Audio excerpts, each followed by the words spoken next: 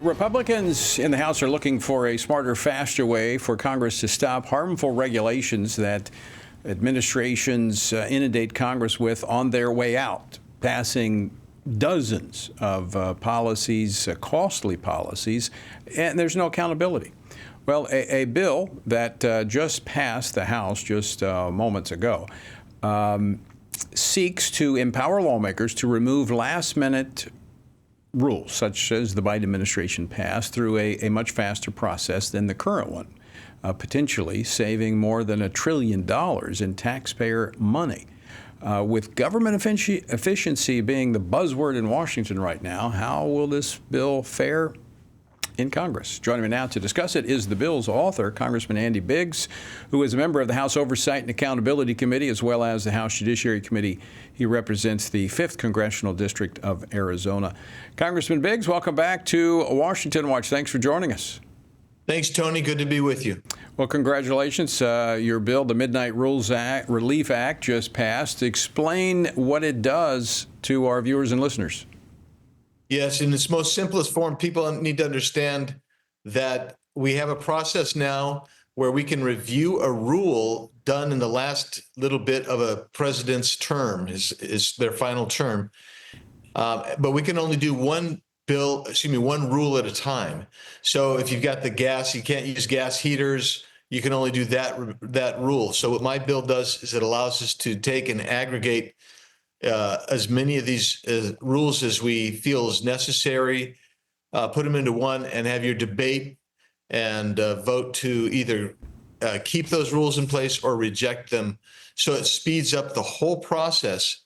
And that's really important because, Tony, you're not going to believe this. I think people find it hard to believe, but in the last few months of the Biden administration, they passed and instituted by final rule more than almost 1,500 regulations. And the Democrats were arguing that 2 or 3 of them were really good. Well, I told them, if they're so good, then do a piece of legislation and try to get them through. But you can't give it to the unelected bureaucrats, and that's what they've been doing.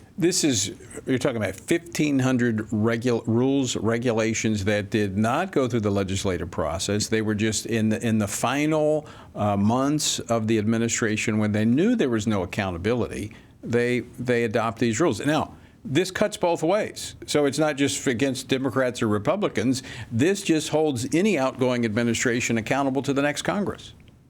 That's exactly right. I mean, as I pointed out, Clinton, Bush, and Obama, so you got Republicans and Democrats there, each did about 2.5 times the number of regulations in their last couple of months that they did the whole rest of their term.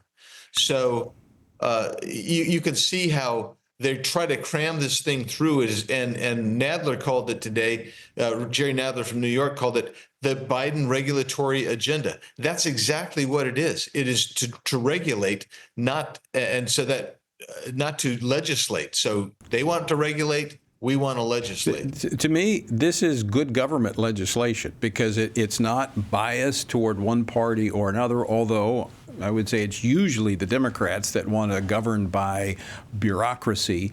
But this holds that, you look at the numbers speak for itself. Why do they do this in the final days? Again, because there's very little accountability. They don't want the wrath of the media and the voting population to possibly impact an election by doing this throughout their term. They want to do it in the final days.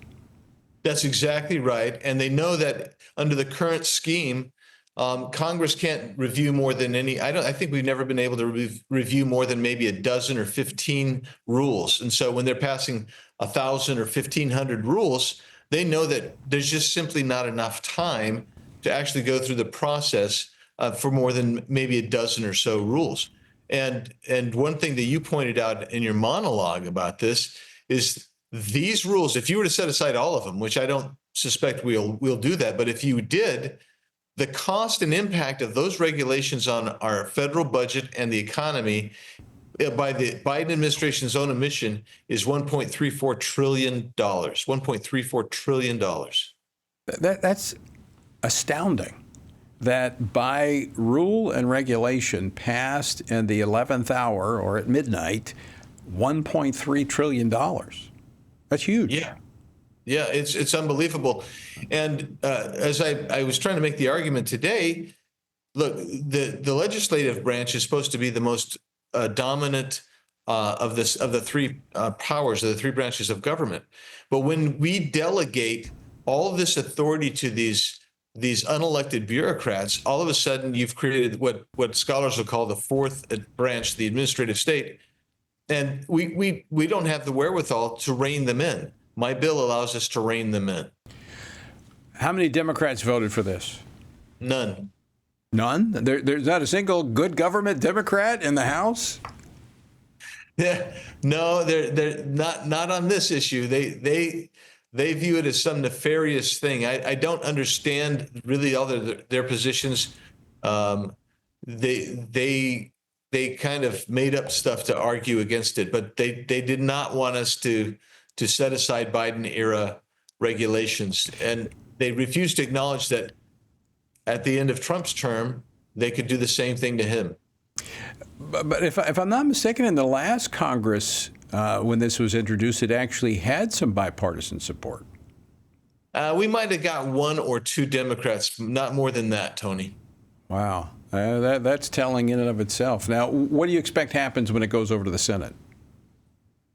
Well, I'm hoping that there's some folks in the Senate that really care about good government, and they look at it and they say, this is going to allow us to review things faster and take care of things the way we should. I'm not overly optimistic, but I am hopeful that maybe there's some Democrats that will agree with this. So you haven't sat down and had coffee with Chuck Schumer, and he's agreed to support it? So in the meantime, a final question here for you. In the meantime, are you going to be doing the Review Act using one at a time to pick out the most onerous? Yeah, well, we have some ideas on some we might want to get at, but we're going to wait and see if this gets through the Senate. Because if it gets through the Senate, President Trump has already said he would sign it, and it would become law. And then we could go ahead and start through the process in the House, and we would. Well, I hope you're successful. It's a good piece of legislation and much needed in the form of accountability. Andy Biggs, always great to see you. Thanks for joining us today.